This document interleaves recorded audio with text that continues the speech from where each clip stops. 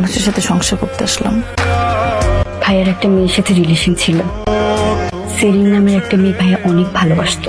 তারপর জেরিনের বিয়ে হয়ে গেছে, তোমার ভাইয়া দেবদাস হয়ে গেছে, তাই না?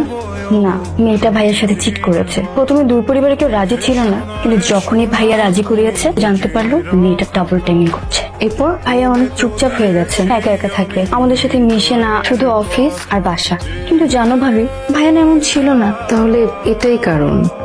সকাল সকাল সিগারেট না খেলে হয় না।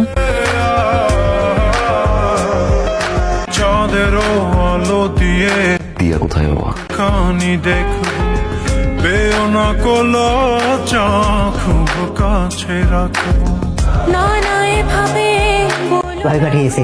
করুণা করুণ লাজটুকু কেড়ে নিলে হবে যে মরণ। সইতে পারবো না হারানোর ব্যথা বলে তো দিয়েছে। একদম খালি খালি লাগছে, তো ভাবলাম আজকে ওকে আমি নিয়ে যাব। এটা কোনো কথা? মেয়ে বিয়ে দিছে, মেয়ে নিয়ে যাচ্ছে। 7 দিনই তো। 7টা দিন আমার কাছে না 7 জনম। তো কাপড় নিচ্ছ কেন? বৃষ্টি হবে নাকি?